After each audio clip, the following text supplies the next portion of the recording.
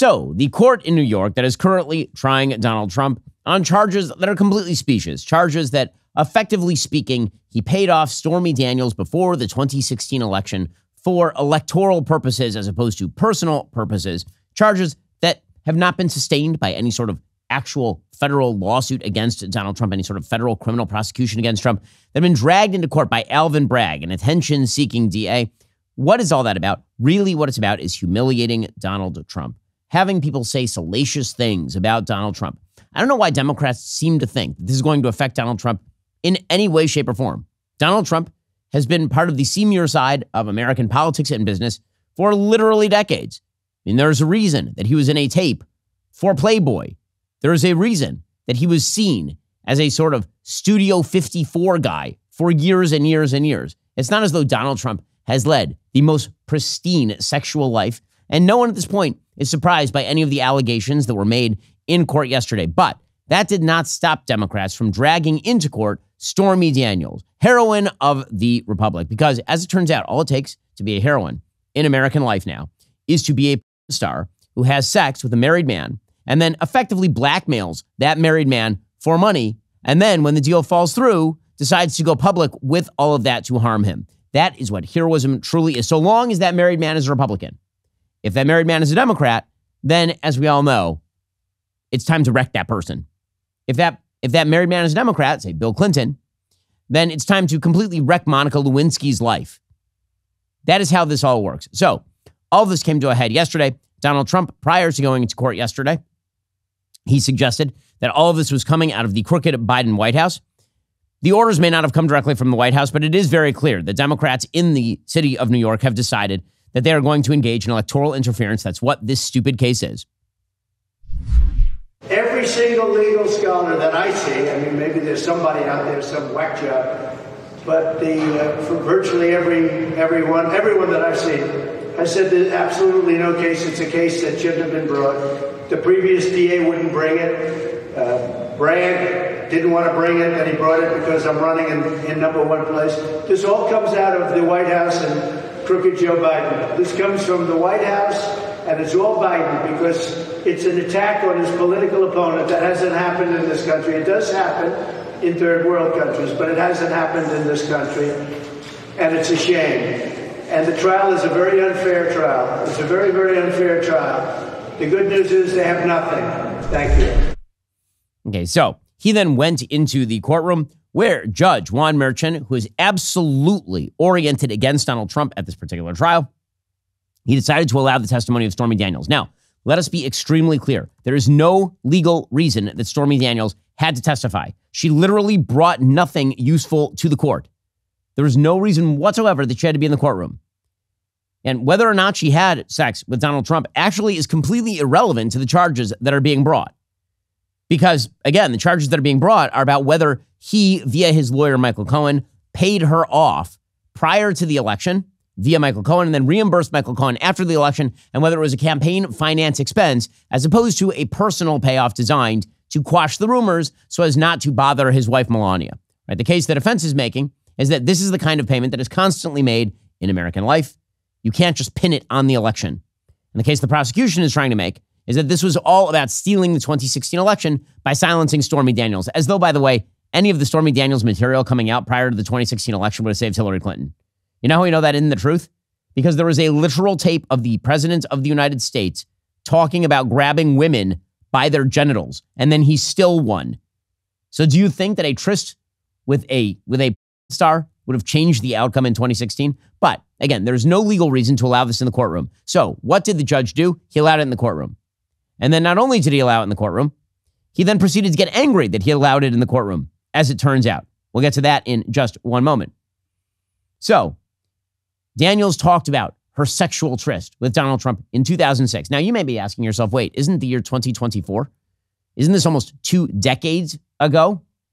What the hell are we talking about Donald Trump's 2006 sex life for? Yes, that's because you're a rational human being. But we're talking about Donald Trump's 2006 sex life because they need some hook to hang their hat on to claim that he's a convicted felon. And so they're going to try and charge him. They literally charged him with 34 counts of felony campaign finance violation, of felony fraud in the city of New York. That is what they're attempting to do. And all it really was somehow just a lever to get Stormy Daniels in the room saying shameful things about Donald Trump. We'll get to more on this in just one moment. First, the threat to freedom of speech continues with major censorship from the Russian government. As of March 1st, Russia has officially banned all VPNs that aren't state-approved. Well, that's because Russian citizens like to use VPNs to see what's really going on in the news. After all, Russia has always controlled the information their citizens are allowed to access. Banning VPNs lets them continue to control that public information. The sad truth is, this type of censorship and blatant war against free speech can happen anywhere, which is exactly why I use ExpressVPN. When I'm traveling overseas, it's as if I'm working from my home in America. ExpressVPN is not just a tool, it's a shield. It encrypts and reroutes 100% of your online traffic through secure servers, ensuring your privacy from prying third parties, like your internet service provider and government agencies. With ExpressVPN, they can't log my activity, they can't censor my internet, they can't control what I see. It works on phones, tablets, laptops, every device in my home. I only have to tap one button to get protected. It's by far the best VPN there is. In fact, ExpressVPN is the only VPN provider I trust and recommend, which is why if you sign up right now at expressvpn.com/Ben, you'll receive 3 extra months absolutely free. The app is so easy to download. You can do it right now. expressvpn.com/Ben. That's expressvpn.com/Ben. So according to the New York Times, her fast-paced testimony lasted nearly 5 hours, during which she described an encounter with Mr. Trump, now 77, that he has long denied. Tension gripped the courtroom, her garrulous testimony filling a heavy silence. She made jokes. They did not land. After about a half hour on the stand, she began to unspool intimate details about Mr. Trump, so much so that the judge balked at some of the testimony. He implied it was gratuitously vulgar, and the defense sought a mistrial. By the way, he then rejected that, which is absurd. If he didn't like what she was testifying to, he shouldn't have allowed her to testify since she had literally nothing of legal merit to say. This whole thing was a put-up job, in other words. It was all designed so that Daniels could unspool this bizarre story about that one time that she slept with the future president. She said the future president had invited her to dinner inside his palatial Lake Tahoe hotel suite. He answered the door wearing silk pajamas. She made a Hugh Hefner joke at this point, as one would. When he was rude, she playfully spanked him with a rolled-up magazine. A copy of Forbes, by the way. So all of this is just parodic. When she asked about his wife, he told her not to worry, that they didn't even sleep in the same room. At this point, by the way, Trump shook his head in disgust and muttered boldly to his lawyers. She then got into graphic details about the sexual encounter. She said it happened after she returned from the bathroom and found Trump in his boxer shorts and t-shirt. Then she's changing her story now, because her original story was that they had this awkward encounter that she didn't really enjoy, but she didn't say no. Now she treats it as though it's a quasi-rape. She tried to leave and he blocked her path, she said, though not, she said, in a threatening manner. The sex was brief, she said, and although she never said no, there was a power imbalance. I was staring up at the ceiling, wondering how I got there, she told the jury. Were you wondering how you got there, though? I mean, you literally went up to his room, and then you didn't say no as he had sex with you in any way, shape, or form that would have been discernible to the human eye. Plus, you literally have sex with people on camera for a living. I feel like this is not your first rodeo, so to speak. But according to the New York Times, the testimony was an astonishing moment in American political history. Really? In American political history? Seriously? And a crowning spectacle and trial full of them. A star across from a former and potentially future president telling the world what she was once paid to keep quiet about. I mean, first of all, let me just say at this point, she was not a star. At best, she was a supporting actress.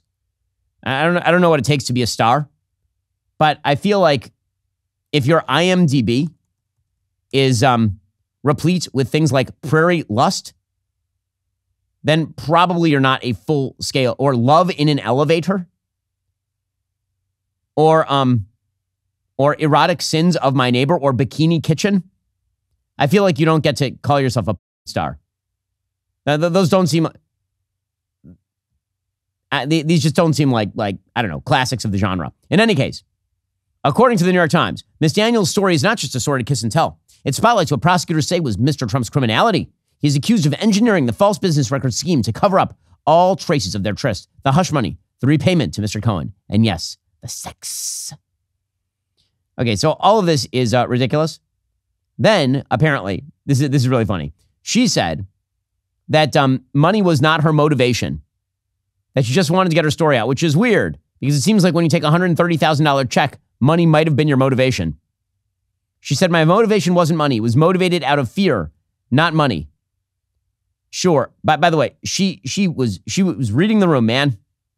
She decided to describe their sex down to the sexual position, at which point the judge was like, can you stop now? I don't want to hear this anymore. Miss Daniels was indignant. During some cross-examination, she parried effectively, performing even better than she did with her answers to prosecutors, according to the New York Times.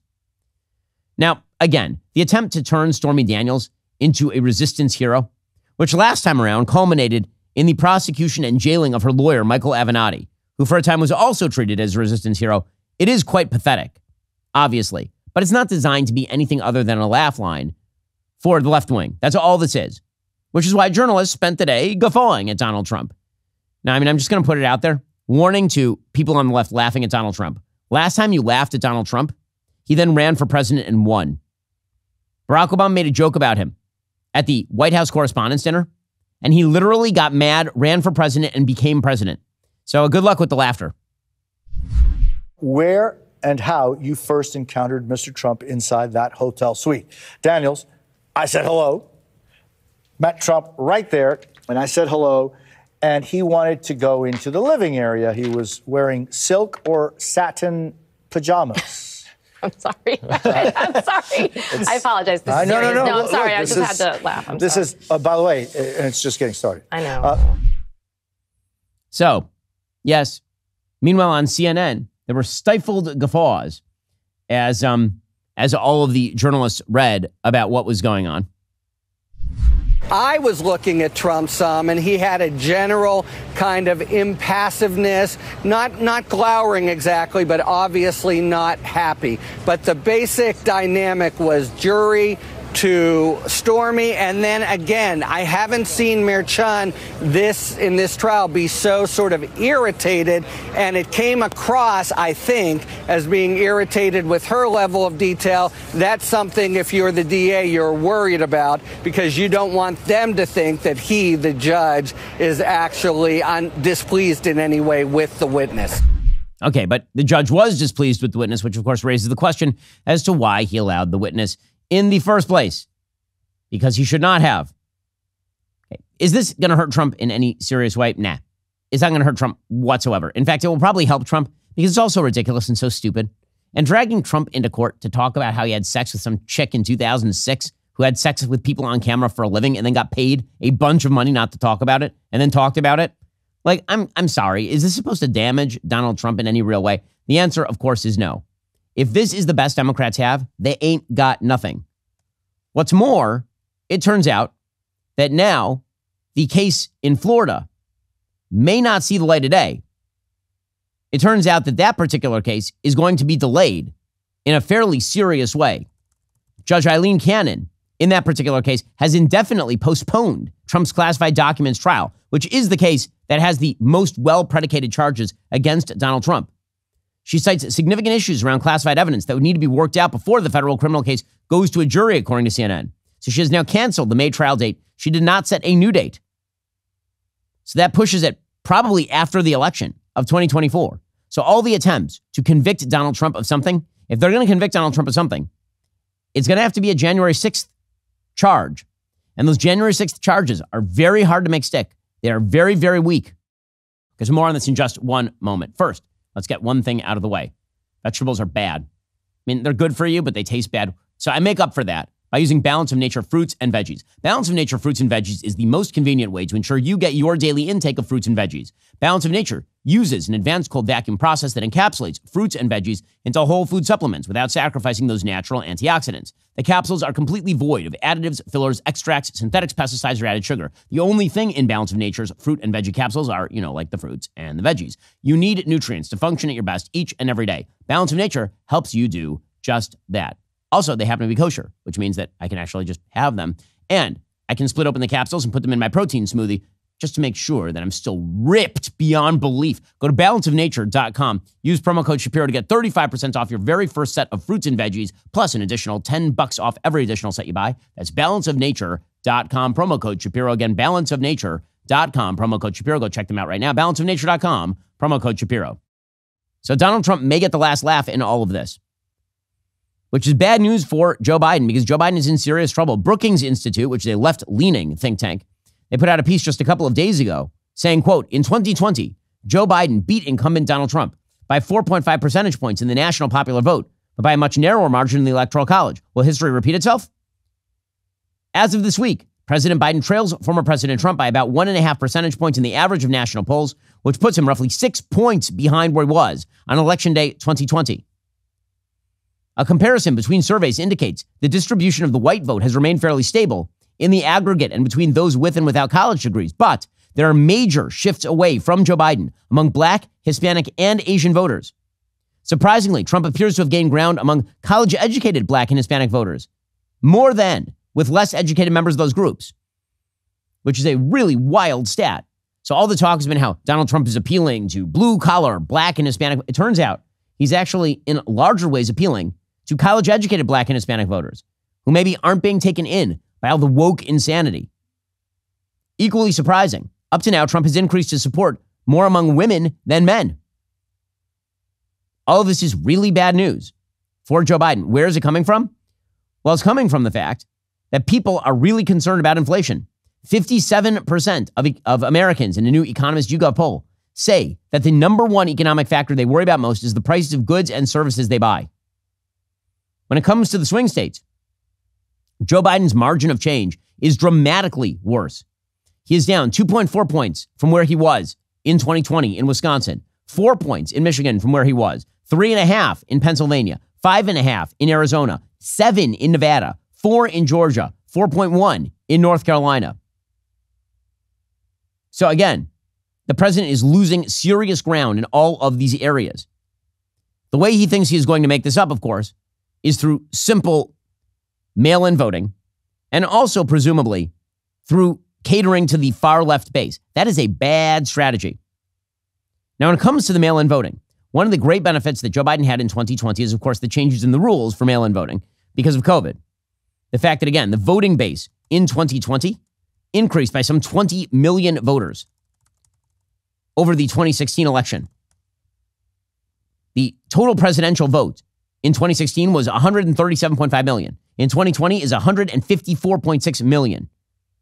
That is the largest increase between consecutive presidential elections in modern American history. Is that going to repeat itself this time? Probably not, which is why Joe Biden is now apparently engaging in some pretty shady dealings with regard to voter registration. According to Fox News, the House Committee on Small Business is now subpoenaing the Small Business Administration on Tuesday over what it says is a lack of transparency on alleged efforts by the Biden administration to funnel resources to Michigan to register voters. On Tuesday, the committee subpoenaed the Small Business Administration Chief of Staff, a guy named Arthur Plews, and his special advisor. There are said to have been no-shows at scheduled transcribed interviews with the committee. Apparently, there is a program being funded by the federal government, your taxpayer dollars, quote, diverting its resources away from assisting Main Street so it can register Democrat voters in Michigan. In March, Biden's Small Business Administration announced a memorandum of understanding with the Michigan Department of State to, quote, promote civic engagement and voter registration in Michigan. In a press release, the SBA Administrator Isabel Casillas Guzman said the partnership, quote, will help connect Michiganders to vital voter registration information from the state of Michigan so more small business owners can exercise their right to vote. Okay, that is obviously a ridiculous con. Funneling money to Small Business Administration sources so they can register Democratic voters obviously is a violation of the law. But that's what Joe Biden is relegated to at this point because he is running so weak. And again, the biggest weakness for Joe Biden is just the fact he ran as a moderate. He has governed as a far leftist. And he, for some odd reason, can't bring it back to reality. He cannot bring it back to the center. Maybe it's because Barack Obama was such a far left president that he feels the necessity to follow in those footsteps. Maybe it's because all the people who surround him are radical left nut jobs who are holdovers from the Obama administration. Whatever it is, Joe Biden is totally incapable of dragging his party or his campaign back toward moderation in the middle. So yesterday, Joe Biden gave a speech on anti-Semitism in honor of Holocaust Remembrance Day, it's Yom Shoah in Israel. And he talked about anti-Semitism breaking out all over the world and the problems with anti-Semitism. He started off by talking about how there has been a giant upsurge of anti-Semitism all across the world. Here he was. We've seen a ferocious surge of anti-Semitism in America and around the world. Vicious propaganda on social media. Jews, forced to keep their hide, to keep us under baseball hats, tuck their Jewish stars into their shirts. On college campuses, Jewish students blocked, harassed, attacked while walking to class. Anti-Semitism, anti-Semitic posters, slogans calling for the annihilation of Israel, the world's only Jewish state. Too many people denying, downplaying, rationalizing, ignoring the horrors of the Holocaust. And October 7th, including Hamas's appalling use of sexual violence to torture and terrorize Jews. It's absolutely despicable, and it must stop.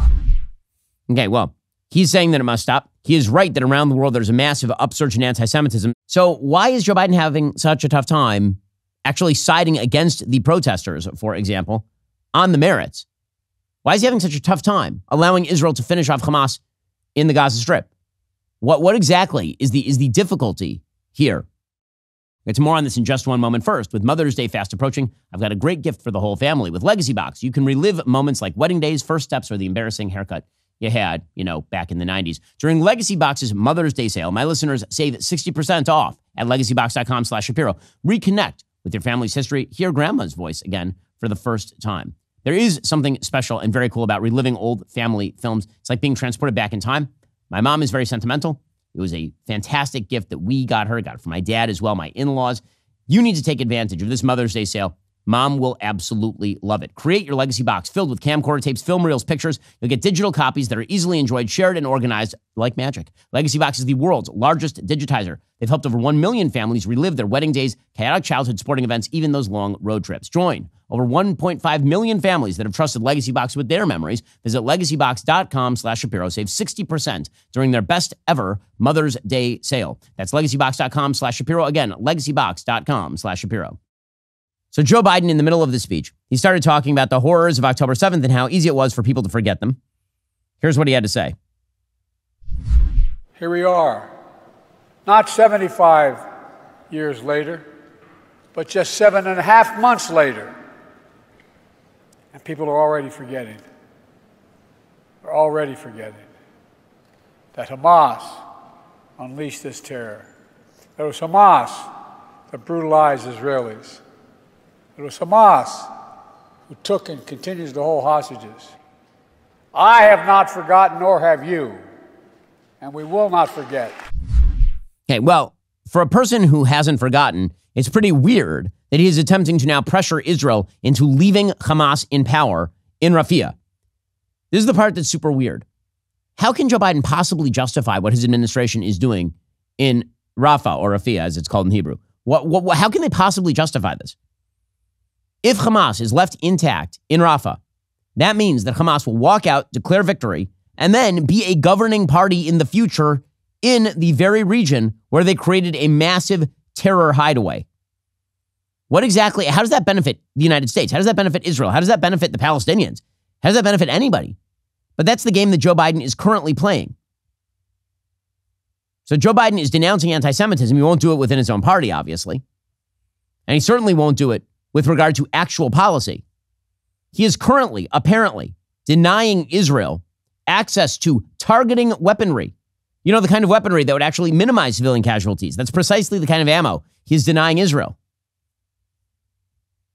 Meanwhile, Israel has taken operational control of the Gazan side of the Rafah crossing with Egypt, which is designed to prevent the escape of members of Hamas.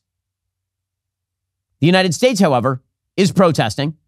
White House Press Secretary Karine Jean-Pierre said on Tuesday that Israel had told the Biden administration would reopen the Kerem Shalom crossing on Wednesday and the Rafah crossing shortly after. She said, "We are insisting there should be no disruptions of humanitarian assistance flows. The only reason there was any disruption in the first place is because all of these areas were shot at by Hamas. Meanwhile, Hamas is saying that the ball is in Israel's court. At a news conference in the Lebanese capital on Tuesday, Hamas official Osama Hamdan said the group had made enough concessions in Qatari-Egyptian broker talks and warned there would be no ceasefire if Israel continued its incursion into Rafah. Hamdan said, quote, "The Hamas movement and the Palestinian resistance will not respond to any initiative to stop the aggression or an exchange deal under military pressure and escalation of aggression." Hamdan said that Hamas had shown flexibility. The demands included an end to all hostilities, the return of everyone to the northern Gaza Strip, including terrorists, the withdrawal of all Israeli troops from Gaza, billions of dollars in reconstruction and relief, and hundreds, if not thousands, of Palestinian murderers and terrorists let out of Israeli jails. And then he said the ball's in Israel's court. Now, what exactly is the rationale for that? The answer is that the United States is pressuring Israel into accepting Hamas's continued existence. This is insane. National Security Council spokesperson John Kirby said yesterday, quote, "A hostage release deal should be able to close the remaining gaps." He said everybody is coming to the table. That's not insignificant. We believe that where we see the text right now, we see no reason why they can't overcome those remaining gaps. Asked how Hamas's insistence that Israel end the war could be reconciled with Israel's determination to end Hamas, Kirby said, "I don't want to get into talking about the specific parameters. I think it's best to let the negotiators hammer out those existing gaps." Okay, can we just explain where these existing gaps are? Right now, Israel says, we would like all of our hostages released. Hamas says no. So Israel says, how about 33 of the hostages? Hamas says, how about 33 bodies? Not joking. Dead people. How about that? Israel says, how about a temporary ceasefire to allow everybody to breathe, get some humanitarian aid in, but we're not going to end the war against you. And the answer from Hamas is, what if we just say that the war is over and it is over? How about that? These are not small gaps. The United States is now playing PR agency for an actual honest-to-God terror group. That is what he is doing right now. That is the effect of what he is doing. And he's providing cover to actual anti-Semites over at the United Nations, which again, the United Nations is replete with nations that are radically anti-Semitic and anti-Israel. Joe Biden is providing cover for those people at the same time that he's saying that he's fighting anti-Semitism. Get to more on this in one moment. First, do you owe back taxes or still have unfiled returns? Not only is owing back taxes really, really stressful, but the IRS is now super determined to go after you. The IRS's chief data and analytics officer revealed they are focused on an enforcement project with an average return on investment of about $6 for every $1 spent, which means they are targeting individuals and businesses that currently owe back taxes or haven't filed their returns first. Tax Network USA is the nation's leading tax relief firm, and they know the tax code. They will fight for you. With a record of negotiating over $1 billion in tax relief for their clients, their team is knowledgeable in handling any type of tax issue. Whether you owe $10,000 or $10 million, they can help. Even if you don't have all your personal or business records from over the years, you can get filed up to date right now with them. Facing the IRS without a professional, not the smart move. Contact Tax Network USA for the best strategic advice to help reduce or even eliminate your tax debt. Call today, 1-800-245-6000, or visit their website at tnusa.com/Shapiro. They'll give you a free private consultation on how you can settle your tax debt today. That's tnusa.com/Shapiro. And this is the amazing part about this administration. They say they condemn anti-Semitism at the same time that they are providing and flying cover for Hamas. Meanwhile, on campus, they say things like, yes, we're fighting anti-Semitism on campus. We think anti-Semitism is bad. But the only harsh words that they've said about the viewpoint of any protester, they found a protester, one guy, apparently, at like the University of Missouri, like one dude who they say, or is it Ole Miss? They found one dude at Ole Miss who they're accusing of being a racist based on a second and a half of footage in which a person seems to make ape-like noises at a black woman. But it's not clear whether that's actually what's going on there. Could be a Covington Catholic kind of thing. Doesn't stop the White House. The White House says that's egregious. That's where we got to draw the line. And yet when it comes to tens of thousands of protesters chanting for the extermination of Israel every single day, the Biden administration is like, well, they do have passionate perspectives, many passionate perspectives. So the head of the education department, Cardona, Miguel Cardona, yesterday he testified in front of Congress, and he said two consecutive things. One, he said Title VI forbids anti-Semitism on campus. Okay, so as we've discussed, Title VI provides serious free speech issues. It's a real problem, Title VI. But Title VI says that colleges that receive federal funding cannot allow discriminatory environments on the basis of ethnicity, race, sexual orientation, and the like. That's what Title VI is designed to do. And that includes anti-Semitism. Here's Cardona admitting as much. The Biden-Harris administration, including the Department of Education, is taking action each and every day to help ensure that schools and colleges are free from discrimination and safe for Jewish students and all students, and will continue to do so. Make no mistake, anti-Semitism is discrimination and is prohibited by Title VI of the Civil Rights Act of 1964. Dissent is essential to democracy, but dissent must never lead to disorder or to denying the right of others so students can finish their semester and their college education. Okay, and then he immediately backed that up with, he was asked about campus encampments that are promoting anti-Semitism. And he's like, I don't know about, maybe they're okay, maybe. I condemn behaviors that are unsafe, and I leave it to the university leaders and their board of governors to address how they handle encampments or or other issues that are happening on campus. What I will say, but if I can finish, please. What I will say is acts of intimidation or violence toward Jewish students, or any students for that matter, are not tolerated. That's not, as the president said, that's not protesting. That's creating I appreciate that, and that's an important message. But the encampments themselves, when they violate university policies and the law, do you condemn them? The university has the responsibility to follow, to uphold their rules on campus and act. So can you tell me right now, yes or no, if you condemn these encampments? Again, those are decisions for the universities to make. I know that in some cases, universities are engaging in dialogue with students to come up with a strategy out. So that's a no. He won't condemn those encampments. And he will back administrators who continue to cave to them. Why? Because Joe Biden is happy to mouth platitudes about anti-Semitism. But when it comes to fighting the actual Nazis of today, the members of Hamas and their allies, then all of a sudden, they're kind of sketch on it. You know, they got some concerns. That's when they start to get a little squirrely. Meanwhile, the administrators at all these college campuses continue to cave. UCLA has now canceled all in-person classes on Monday. After protests continued on the campus for a second week, all classes will now be held remotely through the end of the week. Just pathetic. Just absolutely pathetic. That is a state-run university. It is a violation of the law. And these morons continue to cater to them. Why? Because again, Joe Biden believes that he has to cater to the most radical people in order to win re-election. That is precisely, by the way, how he's going to lose re-election. It is truly amazing to me that people believe that the reason that Donald Trump won in 2016 is simply because there are a bunch of benighted fools in the hinterlands who are economically dispossessed. That is wrong. The reason that Donald Trump won in 2016 is because there is an elite group of people at the top of nearly all of America's major institutions who hate traditional American values, truly despise them, think they're bad. We're watching it in practice right now. You want Trump to win? Keep backing those people. Keep hollowing out America's institutions and wearing their faces around like Hannibal Lecter from Silence of the Lambs. We'll get to more of that in just 1 second. First, a very special message from our friend Adam Carolla.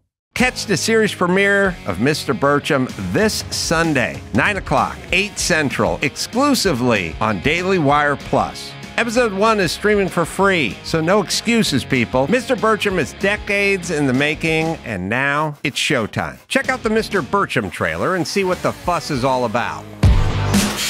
I found some really great school uniform options to avoid misgendering. What about their allergies? Maybe those theys could be lactose intolerant. No, we can't say intolerance. We have a zero tolerance policy for mentioning intolerance. When I was a kid, men were men. Now everyone's wrapped up in feelings. Real men stuff feelings down with red meat, cigarettes, and violence. My name is Mr. Wolf. I solve problems. You know what it takes? Balls! Eyeballs! Who's gonna say that? We're too young. Well, actually, I was gonna say you're too fat. You and the geriatric Girl Scouts will be passed out in an hour! Pass Mommy the wine.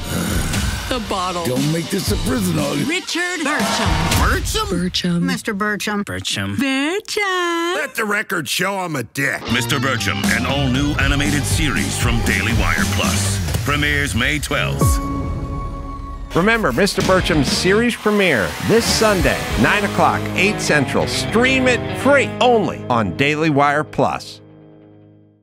Now, speaking of institutions that have been completely hollowed out and destroyed, the Boy Scouts have now decided they're going to rename themselves to be more inclusive. And this is just the final step in the hollowing out of the Boy Scouts as an organization, which is truly really sad because the Boy Scouts used to be, again, one of those social institutions outside of government one of those social fabric building institutions that allowed people to know their neighbors, make friends, develop actual values. The values of the Boy Scouts were good religious values. The founder of the Boy Scouts was a religious Christian. And one of the actual things that Boy Scouts had to abide by was duty to God. That was actually in the original kind of oath that you would take as a Boy Scout. Well, over time, they've gotten rid of a lot of that. They've secularized it. They've gotten rid of all of the original values. And now they're getting rid of the name Boy Scouts because, after all, they wouldn't want to feel non-inclusive for girls who think they're boys and stuff like that. By the way, if you're the kind of person who thinks Boy Scouts is non-inclusive, may I recommend that you get your head examined? Like, what's wrong with you? Why can't there just be a group where boys can get together and learn how to build a campfire or something? Hell's wrong with you people? You want to know why so much of red state America is getting redder? It's because of crap like this. As a famous person once said, Boy Scouts is for boys. It's in the name Boy Scouts. In any case, here's Roger Crone, the CEO of the Boy Scouts of America. They're renaming themselves. Sends this really strong message to everyone in America that they can come to this program, they can bring their authentic self, they can be who they are, right? And they will be welcomed here. The argument that I make with the people that say, well, I always like Boy Scouts of America or BSA, why do we have to change? Go, membership is at historic lows, right? Part of my job is to reduce all the barriers I possibly can for people to accept us as an organization and to join. Okay, this is exactly what's wrong with institutional America. That last line right there is the problem. This is true for churches, it's true for the Boy Scouts, it's true for synagogues, it's true for everyone. Every traditionalist institution, when they say our job is to lower the barriers of entry so you can enter, so everyone can bring their authentic selves, you want to know why no one wants to join your organization? It's because of that. The reason people join institutions and organizations is to be shaped by those organizations and institutions. The reason you become a Boy Scout is to cultivate the skill set necessary to become an Eagle Scout, to become better at things. That is literally the reason. Not because the Boy Scouts are seeking your authentic self, but because you are supposed to conform to certain roles. You are supposed to learn things from people who know things, because the set of values that is promulgated by the institution is supposed to be taken in and integrated into your life. This is also true for churches. You hear this from churches all the damn time. Failing churches, I should say. You hear it from pastors and priests, people who will say things like, well, the reason I put this gay pride flag on the outside of my church is because I want to say that you should come as your authentic self because we welcome everyone. We want to get rid of the barriers to entry. So I have a question. If a gay couple has the choice between going to a really nice restaurant with some nice guitar music with a gay pride flag out front or to your church on a Sunday morning, which one do you think they're going to do? Which one? The reason people engage with institutions is because the institutions have value to them. And that means that their values cannot shift and change in order to get more butts in the pews or more seats around the campfire.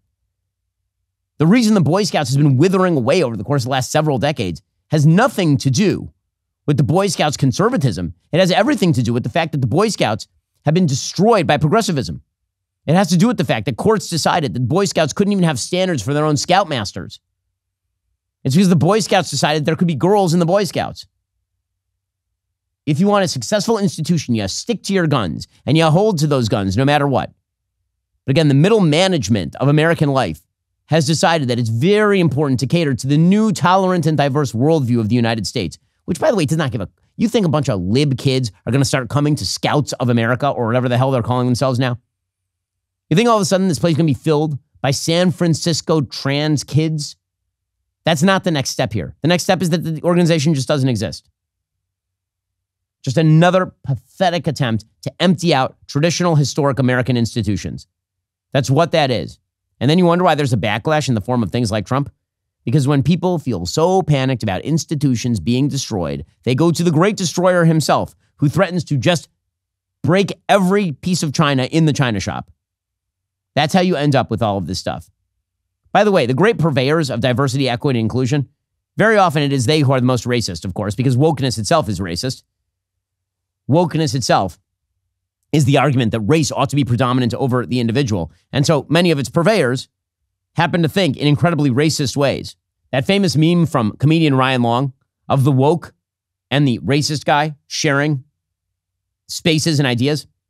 Right? That's true. So here is Kathy Hochul, a devotee of the woke cult, explaining that the big problem for black people in America is they don't know the word computer.